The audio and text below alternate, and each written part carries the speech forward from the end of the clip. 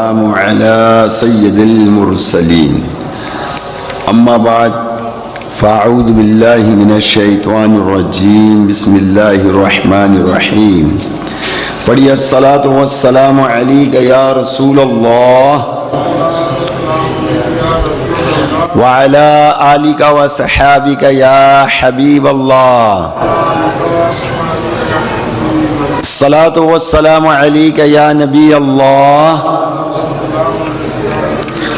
وعلى آلك وصحابك يا نور الله اللهم صل وسلم وبارك على سيدنا ومولانا محمد النبي الأمي الحبيب العالي القدر العظيم الجاه وعلى آله وصحابه وبارك وسلم صلاة وسلاما عليك يا سيدي يا سيدي يا سيدي يا مكي يا مدني يا عربي يا قريشي یا ہاشمی یا ملجائی یا تری یا کریمی یا رسول اللہ۔ میرے میٹھے محترم اسلام بھائی، درود پاک کی فضیلت میں ہے کہ صحابی رسول حضرت ابو طلحہ انصاری رضی اللہ تعالی عنہ فرماتے ہیں، ایک دن صبح کے وقت اللہ عز و جل کے آخری نبی رسول ہاشمی صلی اللہ علیہ وآلہ وسلم کے چہرے پر خوشی کے آثار دیکھے۔ صحابہ کرام علیہم رضوان نے اس کا سبب پوچھا تو فرمایا اللہ پاک نے پیغام بھیجا ہے، اے محبوب صلی اللہ علیہ وسلم، آپ کا امتی آپ پر ایک بار درود پڑھے گا، میں اس کے لیے 10 نیکیاں لکھوں گا، اس کے 10 گناہ مٹا دوں گا، 10 درجات بلند فرماؤں گا اور اتنی ہی رحمت بھیجوں گا۔ صلو علی الحبیب صلی اللہ تعالی علی محمد۔ میرے میٹھے محترم سے اللہ تبارک و تعالی ارشاد فرماتا ہے، ان اللہ یحب التوابین ویحب المتطہرین، یعنی کہ بے شک اللہ پسند کرتا ہے بہت توبہ کرنے والوں کو اور پسند رکھتا ہے ستروں کو، یعنی صاف ستھرا رہنے والوں کو اللہ تعالیٰ پسند فرماتا ہے۔ یعنی اللہ تعالیٰ 2 بندوں کو پسند فرماتا ہے جو اللہ کی بارگاہ میں توبہ استغفار کرتے ہیں، اور وہ لوگ جو صفائی کو پسند کر رکھتے ہیں اور صفائی رکھتے ہیں اور ستھرے رہتے ہیں، اللہ تبارک و تعالیٰ ان کو پسند فرماتا ہے۔ اور ہونا بھی چاہیے۔ دیکھیے ظاہر کہ جب تک ہمارے اندر صفائی نہیں ہوگی تو ظاہر کہ سامنے دیکھنے والا بھی ہم سے کوئی مطلب یہ کہ اچھا سلوک نہیں سمجھے گا، اور وہ دل میں ظاہر یہی بات پیدا ہوگی اس کے کہ یار کتنا گندا آدمی ہے، کتنا پلید آدمی ہے، اور وہ گھن کرے گا ہم سے۔ تو لہٰذا صفائی کے متعلق آپ نے یہ حدیث بارہا سنی ہوگی کہ صفائی نفس ایمان ہے۔ اللہ کے نبی نے ارشاد فرمایا صفائی آدھا ایمان ہے۔ کتنا؟ آدھا ایمان، یعنی آدھا ایمان کہا گیا۔ اب اندازہ کیجئے کہ صفائی کا ہونا کس قدر ضروری ہے۔ کھانے پینے میں صفائی ہو، ہاتھ دھونے میں صفائی ہو، مطلب اب عام طور پر ہم لوگ کھانا کھاتے ہیں نا تو مطلب ہم لوگ ہاتھ بھی نہیں دھوتے، کھانا کھانے کے بعد بھی ہاتھ نہیں دھوتے، کھانا کھاتے وقت ہم لوگ دعا بھی نہیں پڑھتے، بسم اللہ بھی نہیں پڑھ پاتے، اور مطلب یہ کہ کھانے کے بعد کی ہم دعا بھی نہیں پڑھ پاتے۔ یعنی شکر بھی اللہ تعالیٰ کا ہم ادا نہیں کرتے کہ اس نے ہمیں رزق عطا فرمایا، مگر کیا ہے کہ ہر کام ہمارا کھانے پینے میں عجلت کے انداز میں ہوتا ہے، یعنی جلد بازی کے انداز میں ہوتا ہے۔ یہ عام طور پہ آپ نے دیکھا ہوگا شادی بیاہوں میں جو ہمارا حال ہوتا ہے، آپ بیٹھے رہے آپ ٹیبلوں پر، بس وہ تھوڑا سا اعلان ہوتا ہے تو کہ جی کھانا کھا لیجیے، جو برتن بجتے ہیں وہاں پر تو یہ تو سب کو اندازہ ہے کہ وہ بجتے کیسے ہیں، ٹھک ٹھک ٹھک ٹھک ہے نا، اور پھر سب لوگ دوڑتے ہیں کھانے کی طرح، ارے بھائی کیا کر رہے ہو، سب ختم ہو جائے گا۔ اور پھر وہ مطلب وہ حویشی کھوپڑی ہوتی ہے، وہ اتنا کچھ بھر لیتے ہیں کہ وہ پلیٹوں میں آدھے سے زیادہ بھرا ہوا موجود ہوتا ہے۔ کدھر کہ شادی کا ماحول ہوتا ہے تو لوگ کسی کو ٹوکتے ٹاکتے تو ہیں نہیں، کوئی کسی کو سمجھاتے تو ہے نہیں، کہ ایسا نہیں بھائی اس کو برا لگ جائے، بھائی جتنا اتنا ہی نکالو جتنا ضرورت ہے۔ اب عام طور پہ دیکھیں کہیں لنگر ہوتا ہے تو لنگر میں ہم کہتے ہیں بڑی برکت ہے، بڑی برکت ہے، اور اس میں سب کو پورا ہو جاتا ہے، سب کھا لیتے ہیں اس کے اندر۔ تو یہاں پر بھی برکت ہو سکتی ہے. بے برکتی جو ہے وہ ہمارے کھانا بھی ضائع ہوتا ہے, ضیاء ہوتا ہے کھانے کا. بلکہ مجھے ایک بات یہاں ایک روایت مجھے یاد آ رہی ہے کہ جو بندہ مطلب کسی نے کسی چڑیا کو یا کسی ایسے جانور کو جو حلال جانور ہے اس کو بلا وجہ اس کو جو ہے ختم کیا ہو, مار دیا ہو اس کو نا, اور اس سے کوئی نفع نہیں اٹھایا ہو, تو وہ اللہ کی بارگاہ میں انصاف طلب کرے گا, یا اللہ اس نے مجھے بلا وجہ مارا اور مجھے کھایا بھی نہیں سے, اور میری جان بلا وجہ سے ضائع کی. تو یہ اس کا جواب اس کو دینا ہوگا. تو بہرحال میرے میٹھے محترم سے بھائی ذرا غور کیجیے کہ جب اتنا ڈھیروں کھانا ہمارے شادی بیوہوں میں جو پلیٹوں میں موجود ہوتا ہے, اس کا جواب دینا کتنا مشکل ہو جائے گا. آپ غور کیجیے کہ اس سے ہم نے فائدہ ہی نہیں اٹھایا. مہمان ہیں, وہ جو میزبان ہے وہ تو کچھ نہیں کہے گا. اب ذہن بھی بن گیا کہ اتنا کھانا ہوتا ہے, اتنا ضائع ہوتا ہے. آپ دیکھیں, آپ جائیں مطلب شادی ہالوں کے اندر, وہ آپ کو بتائیں گے اس بات کو کہ دیکھیں کھانا اتنا ہوگا, اتنا ضائع ہوگا. اور آپ کو باورچی بھی بتائیں گے, آپ وہیں لنگر تو پورا ہو جائے گا کیونکہ اس میں کھانا ضائع ہوتا ہی نہیں ہے, اس لیے اس میں برکت ہو جاتی ہے. اگر یہ کھانا ضائع نہ ہو تو یہاں پہ بھی برکت ہو جائے, یہاں پہ بھی برکت. تو بہرحال بندہ جو ہے وہ کھانے کے حوالے سے مطلب وہ بہت ہی بے احتیاطی کرتا ہے, اور اپنے درمیان جو ہے وہ نہ کھانے کا وضو کرتا ہے, اور جس کی وجہ سے جو نا انسان کو بہت بڑا نقصان بھی مطلب کہیں بھی کبھی اٹھانا پڑتا ہے. اس حوالے سے ایک واقعہ میں آپ کو سناتا ہوں کہ ایک ٹرک ڈرائیور تھا جو ہوٹل میں کھانا کھایا کرتے تھے, اور کھانے کے بعد فوراً وہ تڑپ کے مر گیا. دوسرے کئی لوگوں نے بھی اس ہوٹل میں کھانا کھایا مگر انہیں کچھ بھی نہ ہوا. ایک واحد شخص جس نے کھانا کھایا وہ تڑپ کے مر گیا. تحقیق شروع ہوئی تو کسی نے بتایا کہ ڈرائیور نے کھانے سے قبل ہوٹل کے قریب ٹرک کے ٹائر چیک کیے تھے, ٹرک کے ٹائر جو تھے وہ چیک کیے تھے, پھر ہاتھ دھوئے بغیر اس نے کھانا کھایا. تو چنانچہ ٹرک کے ٹائروں کو چیک کیا گیا تو یہ انکشاف ہوا کہ ٹائر کے نیچے ایک زہریلا سانپ کچلا گیا تھا, جس کا زہر ٹائر پر پھیل گیا اور وہ ڈرائیور کے ہاتھوں میں لگ گیا, اور ہاتھ نہ دھونے کے سبب کھانے کے ساتھ وہ زہر پیٹ میں چلا گیا, جو کہ ڈرائیور کی فوری موت کا سبب بنا. اب اس طرح بندہ سوچے کہ ہاتھ کا دھونا کتنا ضروری ہے. اور میں اور آپ سب اس چیز کو دیکھتے ہیں کہ ہمارے درمیان جو بیماریاں بہت زیادہ پیدا ہیں, اور بیماریاں جو پیدا ہوتی ہیں آپ شناب کھانے سے, پیٹ میں ڈالنے سے ہی بیماریاں پیدا ہوتی ہیں. اور صحیح اور فریش چیزیں کھائی جائیں, اور کراچی میں تو فریش بلکہ کراچی کا پاکستان کے تو فریش چیزیں ملتی بھی نہیں ہیں, اس پہ کوئی کنٹرول بھی گورنمنٹ کا ہے نہیں, گورنمنٹ کا نہیں ہے. سعودی عرب میں میں نے دیکھا ہے کہ کنٹرول وہاں پر ہے, ہوتا ہے. ابھی کا فی الحال نہیں پتا, ابھی تو جو حالات وہاں کے پیدا ہو گئے نہیں جانتے کیا حالات ہیں وہاں کے, مگر یہ ہے کہ وہاں کھانے پینے بڑا کنٹرول ہے. اللہ نہ کرے اگر کسی ہوٹل سے کھانا غلط آ جائے یا ناراض شدہ کھانا آ جائے, ہم ناراض شدہ اس کو کہتے ہیں ادباً, مطلب ناراض اللہ کا رزق ہے نا, مطلب خراب جسے کہتے ہیں عام طور پر, تو مطلب وہ کھانا آ جائے اور وہ اگر اس کو ہوٹل کو واپس دیا جائے اور تھوڑا شور کیا جائے تو وہ آپ کی منت سماجت کرنا بیٹھ جائے, کیونکہ وہاں کی لا ہے, وہاں کا قانون ہے کہ اگر کسی بھی حاجی کو تم نے اس طرح کا کھانا دیا تو تمہارا ہوٹل پورا سیل کر دیا جائے گا. اور وہاں اکثر ایسے ہوٹل جو ہوتے ہیں وہ سیل کر دیے جاتے ہیں. یہی وجہ کہ لوگ وہاں کے کھانا کھا کے جو بڑے صحت مند نظر آتے ہیں, صحت مند نظر آتے ہیں, لوگوں کی غذائیں بڑھی جاتی ہیں اپنے پاکستانیوں جب وہاں جاتے ہیں بڑھ جاتے ہیں, مگر جو بیچارے عمرہ کر کے آتے ہیں ان کی تو غذا وہی رہتی ہے, مگر اینڈ میں کچھ غذا بڑھتی ہے تو جب واپس پاکستان میں پھر اتنی سی ہو جاتی ہے. تو یہ وجہ کہ ہمارے اندر قوت بھی نہیں ہوتی, طاقت بھی نہیں ہوتی, اور بیماری سے لڑنے کے لیے جسم میں کوئی توانائی نہیں ہے ہمارے پاس, تو ہم کیسے مطلب بیماری سے لڑیں گے. تو بیماری سے لڑنے کے لیے بھی ہمیں قوت چاہیے ہوتی ہے, اور جو کہ قوت جو ہے ہمارے یہاں پر وہ ہے نا کہ نقلی مال کھا کھا کر اصلی مال جو اب ہضم نہیں ہوتا ہمارے سے, ایسی ہماری صورتحال ہے. بہرحال میرے میٹھے محترم مسلم بھائیوں, ہمیں کھانا کھانے سے پہلے ہمیں کھانا کھانے کا وضو جو ہے وہ کرنا چاہیے, اور وضو نماز کی طرح نہیں ہوتا, یہ بات یاد رکھیے گا.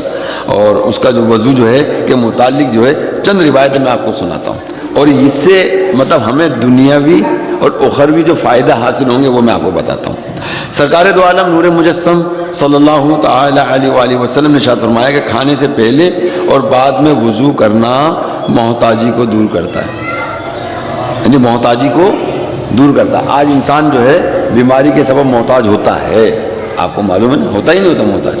تو اگر ان سنتوں پر عمل کرے تو انشاءاللہ تعالیٰ وہ محتاجی سے بچ جائے گا. اور اکثر کہتے ہیں اللہ تعالیٰ کسی کا محتاج نہ رکھے اپنے سوا کسی کا محتاج نہ رکھے. یہ ہم سب کی دعا ہم چاہتے بھی یہی ہیں. اور بعض لوگ اچانک اچھی حالت میں انتقال کر جاتے ہیں تو بعض لوگ اس موت کو دیکھے کہتے ہیں یار اس نے تو کسی کی خدمت ہی نہیں لی اور کسی پر یہ بوجھ بھی نہیں بنا. بولے ایسی موت ہمیں بھی عطا فرما دے, ایسی موت ہمیں بھی عطا. اور ظاہر ہے کہ والدین اپنی اولاد کے معاملے میں والدین کو یہ مطلب احساس ہوتا ہے کہ ہم اپنے آپ سمجھ لیں ہم اپنے بچوں پہ اپنا بوجھ نہ ڈالیں. اور جبکہ ساری زندگی والدین ہمارا بوجھ اٹھاتے ہیں ساری زندگی بوجھ اٹھاتے ہیں وہ ہمارا. مگر جب وہ ایک بڑھاپے کے اسٹیج پہ پہنچتے ہیں تو ان کی کوشش یہی ہوتی ہے کہ ہاں میرا جو بوجھ ہے یا میرا جو لوڈ ہے وہ میری اولاد پہ نہ پڑے. اب حالت بندہ مجبور ہو جائے, بیمار پڑ جائے, اس کے معاملے تو وہ ایک علیحدہ چیز ہے, مگر ہر والدین کی یہ خواہش ہوتی ہے. تو لہٰذا میرے میٹھے محترم بھائیو, تو ہم اس پہ غور کریں کہ ہم بس کسی کے محتاج نہ رہیں. اللہ تعالیٰ اپنے سوا کسی کا محتاج نہ رکھے, یہ دعا بھی کرنی چاہیے ہمیں. اور ہمیں ایک اللہ تعالیٰ اچھی موت عطا فرمائے, مدینہ پاک میں موت عطا فرمائے, اور رسول اللہ صلی اللہ علیہ وسلم کے جلووں میں موت نصیب فرمائے. سوال ہے جب بھی موت آئے موت کی دعا کرنا شرعی ناجائز ہے کہ اللہ مجھے موت دے دے, یہ نہیں کر سکتے آپ دعا, شرعی ناجائز ہے, یہ نہیں کر سکتے. ہاں کہ اللہ جب بھی موت کا وقت آ جائے, ابھی آ جائے, کل آ جائے, پرسوں, کیا اچھا ہوگا مدینہ پاک ہو, مکہ شریف ہو, اور اللہ کی عبادت کے معمولات ہوں کہ جن معاملات میں ہم دنیا سے رخصت کریں. روزہ رکھے گئے تو انشاءاللہ قیامت تک روزہ رکھنے کا ثواب ملتا رہے گا. نوافل پڑھ رہے تھے, دنیا سے چلے گئے, یہ نماز فرض پڑھ رہے تھے ہے نا, کوئی بھی نماز پڑھ رہے تھے تو اس میں ہم چلے گئے, سجدے میں رہ گئے, رکوع میں ختم ہو گئے, یا قیام میں کھڑے ختم ہو گئے, تو ان تمام صورتوں میں قیامت تک ہمیں نمازوں کا ثواب ملتا رہے گا, عبادت کا ثواب ملتا رہا. حج پہ گئے تھے, انتقال کر گیا, ابھی حج شروع بھی نہیں ہوا, اب حج تک جب بھی حج ہوگا قیامت تک سارے حجوں کا ثواب اس کو ملے گا. عمرے پہ گئے تو عمرے کا اس کو ثواب ڈیلی اس کو عمرے کا ثواب ملے گا, مرنے کے بعد قیامت تک اس کو ملتا رہے گا. اب اندازہ کیجیے. تو ایسی موت کے لیے اللہ کی بارگاہ میں دعا کریں. اور مکہ مدینے کی موت وہ موت ہے کہ جہاں مرنے کا بھی دل چاہتا ہے, ورنہ ویسے کسی کو دل چاہتا نہیں ہے. مجھے وہ وقت یاد ہے جب کسی شخص نے نا مطلب مجھے گنبد خضرا کو, اب تو اس کی تصویریں آ رہی ہیں, مجھے بالکل ٹاپ سے دکھایا ہے. ایک بندہ مجھے مل گیا, اس نے مجھے لے گیا کہ آؤ میں آپ کو ایسا گنبد خضرا کی ایسی زیارت کراؤں گا کہ شاید ہی کسی کو زیارت ہوتی ہے. اچھا, وہ مجھے لے گا اور جو میں ٹاپ سے دیکھا. اب وہ تصویریں جو نا انٹرنیٹ پہ جو وہ تصویریں جو ہیں آ گئی ہیں, کیونکہ تو ڈرون کیمرہ ہو گیا سب کچھ. اور یقین جانا اس وقت اس کو دیکھ کے آیا میں نے, یا اللہ اس وقت تو موت آیا آ جاتا اچھا ہے. یعنی اس وقت ایسا مطلب حسین منظر تھا گنبد خضرا کا, میں آپ کو بتا نہیں سکتا. زندگی کے اندر اتنا حسین منظر جو نا میں نے کبھی نہیں دیکھا. تو بہرحال میرے پیارے اسلام بھائی, تو فرمایا کہ جو مدینے میں آ کے مرے گا میں اس کی شفاعت کروں گا. اللہ کے نبی نے شاید فرمایا جو مدینے میں آ کر مرے گا تو میں اس کی شفاعت کروں گا. تو لہٰذا میرے میٹھے محترم سے بھائی کہ آپ اندازہ کہ میں بات کر رہا تھا محتاجی کے حوالے سے کہ اگر ہم کھانا کھانے سے پہلے کھانے کا وضو کر لیں گے تو یہ محتاجی کو دور کرتا ہے, اور یہ انبیاء کرام علیہ السلام کی سنت میں سے ہے. نمبر 2, ارشاد فرمایا کہ جو یہ پسند کرے کہ اللہ کریم اس کے گھر میں خیر یعنی بھلائی زیادہ کرے تو جب کھانا حاضر کیا جائے تو وضو کرے, اور جب اٹھایا جائے تو اس وقت بھی وضو کرے. سبحان اللہ, سبحان اللہ نہیں بول رہے یار. آپ دیکھیں میرا جو عوامی تعلق ہے نا, میرا عوامی لوگ آتے ہیں گھر کے اندر خیر و برکت نہیں ہے, گھر کے اندر بڑی عجیب حالت ہے. تو اب خیر و برکت کا جو نقش ہے انسان کے عمل میں ہے, وہ بھی نقش ہے, صرف تعویذ نقش نہیں ہے, وہ بھی انسان کا نقش ہے کہ جب وہ عمل کرتا ہے تو وہ ایک پورا نقش بن جاتا ہے, اس کا زندگی کا حصہ بن جاتا ہے. نامہ اعمال میں لکھ دیا جاتا ہے, نامہ عمل میں لکھ دیا جاتا ہے کہ اس نے کھانا کھانے کا وضو کیا, کھانا کھانے کے بعد کا وضو کیا, کھانے کا وضو کیا اس نے, پہلے کا بھی کیا بعد کا بھی کیا. اور یہ وضو کرنا جو ہے اس کے گھر میں خیر اور بھلائی پیدا فرماتا ہے. اندازہ کیجیے. ارشاد فرمایا کہ کھانے سے پہلے وضو کرنا ایک نیکی, اور کھانے کے بعد کرنا 2 نیکی. سبحان اللہ, ماشاء اللہ. ارشاد فرمایا کھانے سے پہلے اور بعد وضو یعنی ہاتھ اور منہ کا اگلا حصہ دھونا رزق میں کشادگی کرتا ہے اور شیطان کو دور کرتا ہے. یہ سبحان اللہ آپ نے کہا, اور اس میں تو بڑی پتے کی بات ہے. شیطان سے مقابلہ کرنا ہے نا, تو شیطان کا مقابلہ کرنے کے ہمیں تو ہم وقت تیار نہیں. شیطان تو اس وقت سے جب سے مردود ہوا ہے نا, اس وقت سے اب تک وہ بنی آدم کا جو ہے وہ مقابلہ کر رہا ہے اور بنی آدم کو جو ہے وہ رائے راست سے ہٹا کے گمراہ کر رہا ہے. وہ اپنے کام سے باز نہیں آیا, مگر ہم اللہ تعالیٰ کی عبادت اور ریاضت سے باز آ گئے, کرتے ہی نہیں, نمازوں کا اہتمام نہیں کرتے, مسجدوں کو آباد نہیں کرتے. چلو مسجد میں بھائی اپنا گھر ہی آباد کر لو کم از کم یار, گھر آباد کرو گے تو جو آپ کے چھوٹے چھوٹے بچے ہیں وہ دیکھیں گے. وہ جب چھوٹے چھوٹے بچے دیکھیں گے ہمارا ابا نماز پڑھتا ہے, ہماری ماں نماز پڑھتی ہے, تو وہ جو چھوٹے بچے ہوں گے جن کو نماز بھی نہیں آتی ہوگی, تو وہ بھی مطلب آپ کی طرح ٹکرے مار رہے ہوں گے, سجدہ رکوع کر رہے ہوں گے. اب بتائیے جو چھوٹے چھوٹے بچے یہ اس طرح سے عمل کر رہے ہوں گے تو میرا رب کس قدر ان بچوں سے خوش ہوتا ہوگا. جب ہمیں بھلا لگتا ہے, اچھا لگتا ہے یہ بات کو, تو میرے رب کو کیسا لگتا ہوگا, ذرا غور کیجئے. چھوٹے بچوں کا یہ کرنا عمل اندازہ کیجئے. اب دیکھیں یہی بتا دیا گیا, یہاں پر بتا دیا گیا کہ اگر آپ نے کھانے کا وضو کیا, ہاتھ دھوئے, آپ نے ہاتھ دھوئے, ٹھیک ہے. منہ کا اگلا حصہ مطلب یہ کہ آپ نے دھویا, ٹھیک ہے نا, منہ کا اگلا حصہ دھویا آپ نے, یہ کھانے کا وضو ہو گیا, وضو ہو گیا, یہ وضو کر لیجئے. اور یہ عمل کرنے سے الحمدللہ رزق میں اللہ تعالیٰ برکت وسعت فرماتا ہے اور شیطان کو دور کر دیتا ہے, شیطان کو دور کر دیتا ہے. تو لہٰذا میرے میٹھے محترم اسلامی بھائیو, فائدہ ہی فائدہ ہے. صفائی نفس ایمان کہا گیا, وہ ایسے نہیں کہا گیا ہے, میری بات سنیں, صفائی نفس ایمان کہا گیا, وہ ایسے نہیں کہا گیا ہے. اس کو اب سمجھنے کی ضرورت ہے. خالی یہ نہیں میں پتہ نہیں بھائی آپ کو کہ صفائی نفس ایمان ہے, ارے بھائی پتہ ہے صفائی نفس ایمان ہے, سب کو پتہ ہے, مگر اب اس کی ڈیپ میں تو جائیں, پھر ایسی ایسی چیزیں آپ کو ملیں گی آپ خود حیران رہ جائیں گے. یقین جانے میں نے ایک حدیث پڑھی, ام المومنین حضرت سیدنا عائشہ صدیقہ رضی اللہ تعالیٰ عنہ فرماتی ہیں کہ میرے پاس دو عالم کے تاجدار, نبیوں کے سردار, غیبوں پر خبردار صلی اللہ تعالی علیہ وسلم تشریف لائے اور فرمایا اے عائشہ ان دو چادروں کو دھو لو. آپ نے فرمایا کہ ان دو چادروں کو اے عائشہ دھو لو. تو میں نے عرض کی یا رسول اللہ صلی اللہ علیہ وسلم کل ہی تو میں نے دھوئی تھی, نہیں کل ہی تو اس کو میں نے دھوئی تھی.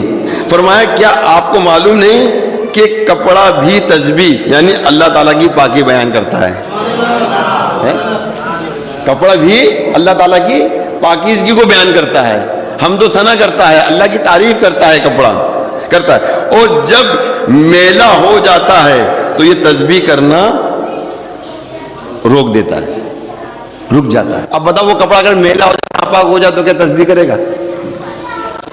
ہمارے گھروں میں کپڑے زیادہ ناپاک ہوتے ہیں, کپڑے ناپاک ہو جاتے ہیں اور ہم اس کی پرواہ بھی نہیں کرتے, ہم پرواہ بھی نہیں کرتے, اس کی پاکیزگی کی پرواہ نہیں کرتے ہم لوگ اس کی. اور جب میلا ہو تو پتہ لگا جب وہ میلا ہو گیا ہے تو اب وہ تسبیح کرنے سے وہ کپڑا یا وہ چادریں رک جاتی ہیں, وہ پھر اللہ تعالیٰ کا مطلب ذکر نہیں کرتی. تو بہرحال ان صفائی کے حوالے سے میں چند احادیث مبارکہ میں آپ تک پہنچانا چاہتا ہوں, اس کو سنیے اور دل کے مدنی گلدست. اور پھر یہ برتن بھی کھانے کے برتن ہے, کھانے کے برتن مجھے یاد آ رہا ہے, یہ بھی روایت ہے کھانے کے برتن بھی دعائیں کرتے ہیں. اب کھانے کے برتن جیسے ابھی میں نے شروع میں عرض کیا تھا میں نے کہ ہم لوگ کھانا چھوڑ دیتے ہیں پلیٹ کے اندر. کوشش یہ ہونی چاہیے کہ ہم اس کو روٹی سے اچھی طرح صاف کر لیں. کیا کر لیں؟ اچھی طرح صاف کر لیں, اس کو برتن کو صاف کر لیں, اچھی طرح صاف کر لیں. اور یہ بھی سنت ہے اس میں پانی ڈال کر اس کو پی بھی لیں اس کو آخر میں. اور اس کو پینے میں کون سی قباحت ہے یا کون سی کراہت ہے؟ اس میں جو دانے آتے وہ بھی تو پیٹ میں گئے, اگر پانی ڈال کے پی لیں گے تو اس میں کون سی مطلب گن آنے والی بات ہے؟ وہ پہلے بھی گیا ہے اور اب بھی پانی میں گھول کے پی لے. تو اب یہ مکمل جو پلیٹ آپ کی اور ہماری صاف ہو گئی, تو یہ پلیٹ اللہ کی بارگاہ میں دعا کرتی ہے اللہ تو اس کو جہنم سے اسی طرح محفوظ رکھ جس طرح اس نے مجھے شیطان سے محفوظ رکھا. یعنی جو بچا ہوا کھانا تو شیطان کھاتا ہے, اندازہ کیجیے. تو وہ بھی ہمارے لیے بخشش کی دعا کرتی ہے برتن, اندازہ کیجیے, اندازہ کیجیے. اور پھر یہی دیکھیں, آپ دیکھیں ہماری بخشش و مغفرت کے لیے الحمدللہ رمضان کے اندر خانہ کعبہ دعا کرتا ہے روزہ داروں کے لیے. اور بہت ساری چیزیں مجھے یاد آتی ہیں, کیا کیا چیزیں ہماری خیر خواہی ہیں. ایک ہم ہے کہ ہم اپنے آپ کے لیے خیر خواہ نہیں ہیں, میری بات ہے, ہم اپنے آپ کے لیے خیر خواہ نہیں ہے, مگر اللہ تعالیٰ نے اتنی چیزوں کا ہمارے لیے خیر خواہ بنا دیا تاکہ وہ ہمارے لیے دعائیں مغفرت. یہاں تک فرشتے کرتے ہیں ہمارے لیے دعائیں مغفرت, فرشتے کرتے ہیں, یہ نہیں کہ فرشتے کرتے, فرشتے کرتے ہیں مغفرت کی دعا کرتے ہیں. ہم جہاں نماز پڑھتے ہیں, جس مسئلے پہ نماز پڑھتے ہیں, یہ خوش ہوتے ہیں. مگر یہ ساری چیزیں ہمارے حق میں کل بروز قیامت گواہی دیں گی. چیزیں یہ ایسا کہ نہیں گواہی دیں گی, یہ بے جان چیزیں بھی ہمارے حق میں گواہی دیتی ہیں. تو عرض یہ کر رہا تھا کہ صفائی جو ہے اللہ تبارک و تعالیٰ کے محبوب علیہ الصلوۃ والسلام کے ذریعے پتہ لگا آدھا ایمان ہے. اس آدھا ایمان کی تو حفاظت کرنی چاہیے نہیں کرنی چاہیے, صفائی ستھرائی رکھیں. اور عام طور پہ کہا جاتا ہے نا کہ اگر کسی کا نیچر دیکھنا ہے تو دو چیزیں گھر میں دیکھیں, ایک کچن دیکھیں اس کا, دوسرا اس کا باتھ روم دیکھیں, تو اس سے اس کا نیچر پتہ لگ جائے گا. کیا یہ صفائی کو پسند کرنے والے لوگ ہیں یا گندگی کو پسند کرنے والے. اور ظاہر جب گندگی جس قدر ہوگی, جس قدر بڑھے گی, تو اسی قدر ہمارے درمیان جو ہیں وہ بیماریاں پیدا ہوں گی, محتاجیاں بھی شروع ہوں گی. اگر یہ ساری چیزیں نہیں ہوں گی تو ہماری محتاجی بھی ختم ہوگی اور ہماری بیماریاں بھی ختم ہوگی. آئیے میں حدیث سناتا ہوں کہ اللہ تبارک و تعالیٰ کے محبوب علیہ الصلوۃ والسلام نے ارشاد فرمایا کہ صفائی نفس ایمان ہے. ارشاد فرمایا کہ بے شک اسلام صاف ستھرا دین ہے, تو تم بھی صفائی ستھرائی حاصل کیا کرو کیونکہ جنت میں صاف ستھرا رہنے والا ہی داخل ہوگا. ارشاد فرمایا کہ جو چیز تمہیں مل جائے اس سے صفائی ستھرائی حاصل کرو. اللہ کریم نے اسلام کی بنیاد صفائی پہ رکھی ہے, اور جنت میں صاف ستھرے رہنے والے ہی جنت میں داخل ہوں گے. ایک جگہ ارشاد ہوا کہ جو لباس تم پہنتے ہو اسے صاف ستھرا رکھو اور اپنی سواریوں کی دیکھ بھال کیا کرو, اور تمہاری ظاہری حالت ایسی صاف ستھری ہو کہ جب لوگوں میں جاؤ تو وہ تمہاری عزت کریں. حضرت علامہ عبد الرؤوف مناوی رحمۃ اللہ علیہ فرماتے کہ ایک حدیث میں اس بات کی طرف اشارہ ہے کہ ہر وہ چیز جس سے انسان نفرت اور حقارت محسوس کرے اس سے بچا جائے. خصوصاً حکمرانوں اور علماء کرام کو ان چیزوں سے بچنا چاہیے. ارشاد فرمایا کہ لازم ہے کہ ہر مسلمان پر کہ ہر 7 دن میں ایک دن غسل کرے جس میں سر اور جسم دھوئے, سر اور جسم کو دھوئے. بعض لوگ کہ وہ روزانہ ہی نہاتے ہیں, چاہے سردی ہو گرمی ہو, کچھ ہیں تو نہاتے تو ہم ضرور ہیں, مگر جمعے کا جو نہانا ہے نا وہ اس کا ضرور اہتمام کیا کریں. جمعے کا نہانا جو ہے وہ ثواب ہے. الحمدللہ جمعے کا جو ہے غسل کرنا یہ ثواب ہے, اور جمعے کی نیت سے غسل بھی کرنا چاہیے. یہ نہیں کہ غسل فرض ہوگا تو غسل کریں گے, ویسے بھی غسل کر لیں, ویسے بھی غسل کر لیں. اور یہ ایک روایت میں نے پڑھی ہے کہ جب بندہ جمعے کا غسل کرتا ہے اور زیر ناف کے بال موڑتا ہے اور پھر وہ جمعے کی نماز کے لیے چلتا ہے, جمعے کی نماز کے لیے چلتا ہے, تو 70,000 فرشتے اس کے لیے دعائیں مغفرت کرتے ہیں. تو کس قدر یہ مطلب صفائی اور ستھرائی جو ہے اللہ تبارک و تعالیٰ کو پسند ہے کہ اس نے ان صفائی ستھرائی کے اوپر جو ہے نا انعام رکھ دیا. کیا رکھ دیا؟ انعام رکھ دیا. اور وہ انعام رکھا ہے کہ جس کا احساس ابھی ہمیں اپنی بخشش و مغفرت کا نہیں ہے, مگر مرتے ہی مریں گے تو بعد میں جب روح قبض ہونے لگی جب بھی اس کا احساس ہو جائے گا بخشش و مغفرت کا, اس کا کس قدر گہرا احساس ہوگا. آپ کو ہمیں نہیں پتا, یہ تو اس کو پتا ہے کہ جو دنیا سے گیا یا دنیا سے جا رہا ہے, جو دنیا سے جا رہا ہے اس کو اس چیز کا احساس ہے. ہمارے اندر تو کہ جب مریں گے دیکھی جائے گی, ہماری ابھی تک تو یہی نیت ہے, صرف جب مریں گے دیکھی جائے گا. اچھا مریں گے تو کیا کریں گے بھائی, یہ تو مجھے بتا دیں, آپ کیا کر لیں گے؟ آپ مرنے کے بعد کچھ کر سکتے ہیں تو بتا دیں. روایت تو یہ ہے کہ مرنے کے بعد بندے کو سبحان اللہ کہنے کی بھی اجازت نہیں ہوگی. آپ کہیں سبحان اللہ, ماشاء اللہ, اللہ اکبر, الحمدللہ, ماشاء اللہ, اتنا سب کچھ کہہ لیا آپ نے, مرنے کے بعد یہ بھی مہلت نہیں ملے گی. اور اگر کسی کی دعاؤں کے سبب اللہ تعالیٰ کسی کو قبر کے اندر تلاوت یا نماز کی توفیق بھی عطا فرما دے تو اس کو اس کا ثواب بھی نہیں ملے گا. یہ صرف اس کی محبت ہوگی, جو اللہ سے محبت ہوگی, جس کا اس کا اظہار ہوگا. کوئی حاصل اصول نہیں ہے, کیونکہ دارالعمل دنیا ہے, جو دنیا ہے, اور اس کے بعد جزا اور سزا ہے. کیا ہے جزا؟